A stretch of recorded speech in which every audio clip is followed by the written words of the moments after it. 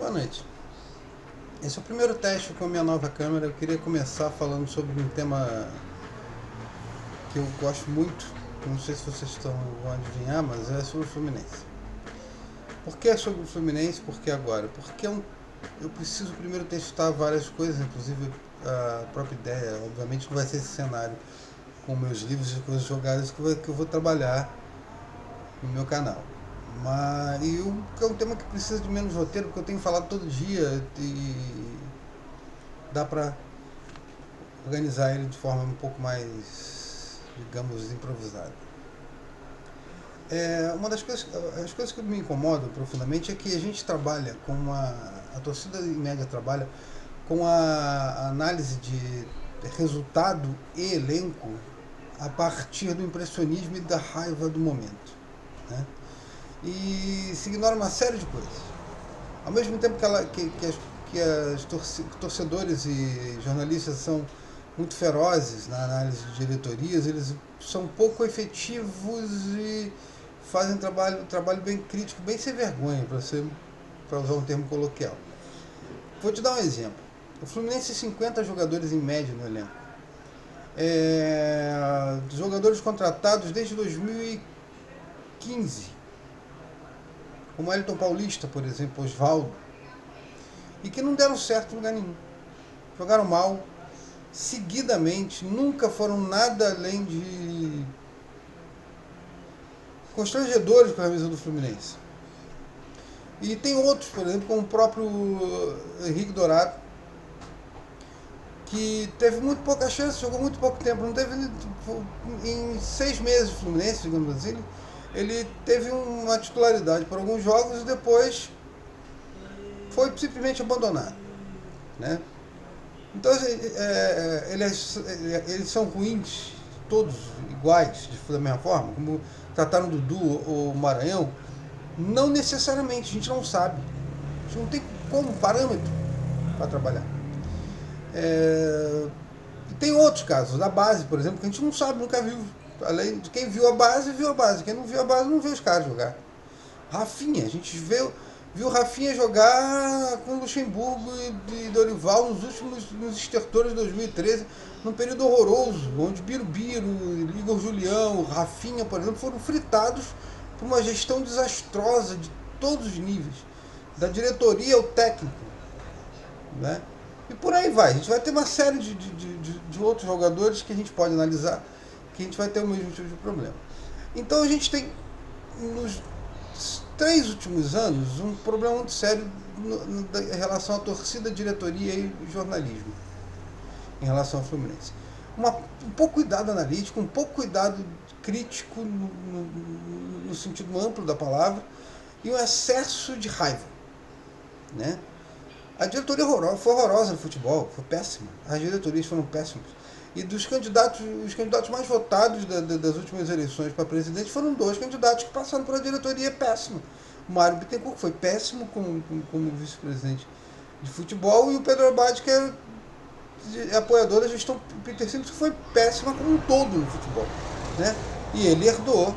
Espero que agora ele inicie um novo trabalho do zero e a partir disso faça uma outra coisa. Ele herdou um elenco horroroso de tamanho e não necessariamente ruim em qualidade, mas gente demais, com muita gente ruim jogando, ganhando os tubos e gente boa, gente com potencial ou boa ali encostar. Então vamos passar a partir disso aí, dessa falha em analisar elenco e diretoria e planejamento de todo mundo, inclusive da própria diretoria, para outro pedaço que é essa sanha da própria imprensa de pedir toda hora reforço. Por que eu não gosto disso? Por que eu estou levantando esse tema todo para falar? No meio do ano se tirou uma norma, né? Levir falando, diretoria, imprensa, torcida, o elenco horroroso. Não é. Nunca foi. E aí, Jorge Macedo e Peter Simpson contrataram, sei lá, 14 jogadores.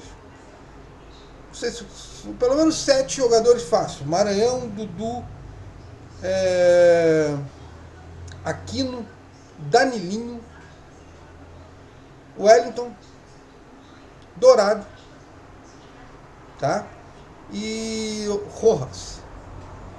Desses, Danilinho e Aquino e Wellington e Dourado jogaram. Dudu e Maranhão deram uma vez ou outra. Os mais efetivos foram o Maranhão e o Wellington. O Dudu entrou sempre na fogueira, sempre substituiu Scarpa, com muito pouco tempo de rodagem. O Henrique Dourado foi titular vários jogos, mas não rendeu e rifaram ele. Tinha acabado de ser artilheiro em Portugal. E aqui ele não teve tempo nem para isso, foi rifado. Maranhão jogou bem vários jogos, jogou mal outros e tal, mas foi lá, foi um dos mais úteis contratados. Querem jogar todo mundo fora. Só querem ficar com o Elton. O Rojas eu nem vi jogar. Aqui não entrou 45 minutos num jogo, 45 minutos no outro. Danilinho teve 300 chances, mas esse realmente não tem. Pode devolver. Enquanto isso, você tinha Daniel, que teve um bom início com o Eduardo Batista, depois foi rifado. Você tem Marlon Freitas jogado lá, um bom volante que não era utilizado. Você tem. O Julião foi aproveitado aqui e ali, sempre na fogueira, sempre substituindo reserva, pouco efetivamente. O Ayrton sempre jogado na fogueira, emprestaram o Léo, emprestaram o Daniel, e aí a gente trabalhou com um monte de reforço que pouco entraram em campo e geraram um passivo ferrado para o clube. Né? Anteriormente já tinha isso, porque a gente tem uma produção em massa de jogador pela base, e a gente tem um projeto de expandir, de em vez de jogar o cara ao Léo, tentar fazer plano de carreira, emprestar, etc. E tal. Então tem esses, tem os reforços mal contratados, o Wellington Paulista e etc. Renato, que está no Avaí, deve continuar lá, mas é bom lateral, foi bem na Série B, jogando de meia, mas... E tem essa galera toda e a galera, reforço. Pra quê? Primeiro avalie o elenco que tem. Que a nova diretoria está tendo de dezembro para cá tempo para fazer. Primeiro faz isso. Avalie o que você tem. Para que reforço para a zaga? Você tem Renato Chaves e Henrique. São bons zagueiros. Foram bem. A zaga com Gum e Henrique, o horroroso Gum. Todo mundo odeia o Gum. Eu não odeio, mas todo mundo odeia o Gum. Odeia o Gum e queima o Gum toda hora. Gum e Henrique fizeram uma zaga uma das melhores zagas do Campeonato Brasileiro, até praticamente 70% dele. Depois o Fluminense degringolou como um todo. E aí começou a tomar gol. Principalmente porque o Oliveira acertava o meio campo, depois perdia completamente a ideia de como funcionar. Não sabia, ele não repetia o time. E aí degringolou. A zaga era essa, estava bem. Renato Chaves é melhor que o Gum. Gum não sabe se vai ou fica. Se ficar é um bom reserva. Ainda tem Nogueira, que é bom zagueiro. Tem o Reginaldo que está voltando, que foi bem na Série B. Para que outro? Não precisa de mais zagueiro. Lateral. Se o Wellington Silva sair, precisa de mais de dois laterais direitos. Ou pega o Edson, que tá encostado, não está bem de volante. Talvez não seja mais a função dele. Ele foi melhor como lateral direito nos últimos tempos do que volante. Põe ele para testar ali pelo menos. Se precisar, contrata um terceiro. Já que vem, segundo dizem, o Lucas para cá. Fluminense. Se vier o Lucas, então beleza. A gente chega e continua.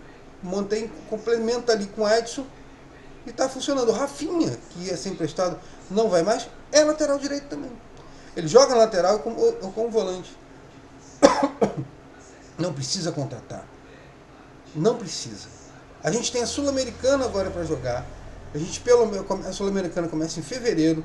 Da primeira fase é local. Com o Abel e o time titular do Fluminense, mais reforçado na lateral direita, dá para encarar os primeiros rivais. E dá para ir avaliando se é necessário contratar outro jogador pontualmente para substituir. Lateral direito aqui, de repente um centroavante lá. Né? Meia criativo, temos o Daniel, temos a volta do Eduardo, temos o próprio Maranhão que joga na ponta, mas também joga no meio, temos o Marco Júnior que joga de centroavante, joga no meio, temos o Sornoso, temos o Scarpa, não precisa contratar mais ninguém. Lateral esquerdo, dá chance pro Léo, como está colocado, e de repente treina, o Douglas substitui, pode jogar de lateral também em caso de necessidade. Improvisa o Douglas em algum momento, sobe um lateral esquerdo da base. Vai acabar agora a Taça São Paulo. Dá para analisar. Testa o que tem lá. O William até já saiu, Giovanni vai sair. Ok. Se aparecer uma boa chance, traz um lateral esquerdo emprestado. Ataque. Sornoso, Scarpa no meio. Daniel tá voltando, Eduardo. Ataque, você tem o Rojas, que vai ficar até pelo menos meio ano. Você tem o Wellington, que são características similares. E Richardson, que pode jogar tanto no lado como pelo meio. Marcos Júnior, que pode jogar tanto do lado como pelo meio. E o próprio Maranhão. Tem o Henrique Dourado e o Pedro ainda. Pra que contratar outro? O Pedro é melhor do que o Maranhão, do que o Eduardo, do que o Henrique Dourado. O Pedro é melhor que o Barcos, ele só é jovem, ele só precisa de tempo. Ele pode jogar o Campeonato Carioca. Deixa o Abel treinar, o Abel é bom técnico, o Abel tem que ser atualizado. O Abel é bom técnico, não precisa mais que isso. A mania de não avaliar os jogadores pelos números deles. 90% dos problemas do time do Fluminense não foi time, foi tático. Jogador precisa ter organização tática. Sem organização tática, ele fica dependendo de si mesmo. Qualquer um, dependendo só de si, vai tomar decisões ruins, ainda mais em momentos de pressão. Quando você tem uma base tática que te naturaliza os movimentos, você acaba transformando e chegando a um local, e a um momento onde as soluções acontecem da forma como foi treinada. Não houve isso. O Devir foi péssimo, foi um péssimo treinador. Jogamos fora o bom Eduardo Batista por imediatismo estúpido e maluquice, senso comum de uma torcida completamente enlouquecida, para contratar um treinador obsoleto com fama de moderno. Agora ao contrário, o Abel, que vem fazendo bons trabalhos nos últimos anos, que segundo consta estudou e tenta se atualizar, é tratado como mais obsoleto que o Levi, e não é, nunca foi. Sempre foi mais aberto, sempre discutiu com o Tite, sempre discutiu com outros treinadores. Estava outro dia falando muito bem, quem puder procurar, ele avaliando o Chelsea do Conte de maneira correta, falando da defesa com 3 zagueiros, que vira 5, uma linha de 5 por último. Ele está observando, ele vê jogo, ele viaja. É um bom técnico, não é o Guardiola, mas é um bom técnico, tem identificação com o Fluminense, é um treinador respeitado pelos jogadores. Então vamos com calma. O Fluminense precisa, hoje, antes de mais nada, não só pelo lado financeiro, tá? Recuperar, organizar um time a partir da base que tem. Tem base, tem técnica. Não precisa, já contratou 2 baitas jogadores. Orejuela e Sornoso são 2 baitas jogadores. Com eles já ganha um baita upgrade. Não fica só nas costas dos caras para criação de jogadas. Então vamos com calma. Além de tudo, o Fluminense precisa rebaixar o gasto financeiro. O Oswaldo ganha 300 mil, cara. O Cícero saiu, eu não queria que saísse. O Cícero saiu ganhando 440 mil, não pode. Tem todas as críticas para a saída dele, inclusive o lance de pagar parte do salário, mas pelo amor de Deus, como é que pode pagar esses 440 mil pelo Cícero, velho, por mês? Não estamos falando do Conca e do Fred. Estamos falando do Cícero. Que é um baita jogador, mas não é ídolo, não é um cara, que vai sair, que vai fazer bonequinho dele para vender para criança. Então tem que rever isso tudo. E o novo dirigente começou agora. Começou bem com a equipe construída. Alexandre Torres acho que tem potencial para ser um bom gerente. Com o Teixeira, o Veiga e o Abel fazem um corpo forte de debates no futebol. Gente que está imersa no futebol, de cheirinho ao profissional. Não precisa de mais ninguém também. Eu acho bobagem contratar Fernando Gonçalves, etc. Tá bom. Agora contratar para fazer scout direito, observação técnica, galera de análise de desempenho, fisiologista, isso precisa construir. Para o Fluminense, não é para a equipe do Abel, não.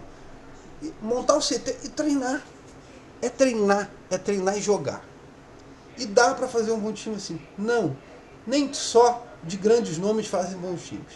Bons times competitivos. Não adianta ter 800 grandes craques, Conca e Diego, ou Montijo e Camilo. O Sornoso e o Scarpa estão tão bons quanto. De todos esses, a diferença é o Diego. O Diego é muito superior. Então, mas não é isso que faz. Se não tiver um time em volta deles, acabou. Um time que eles entrem e que complemente tudo isso, acabou. Então o Zé Ricardo, o Jair Ventura tem toda a capacidade e inteligência para fazer um bom time a partir disso. Mas vamos com calma. Não é com esses nomes que vai se ganhar. É com a junção dos nomes, com tática e disciplina e cotidiano trabalhado. Então a gente precisa de calma e não essa fome por reforço. Ok? Boa noite, gente. Se puder assinar o canal e curtir, eu agradeço.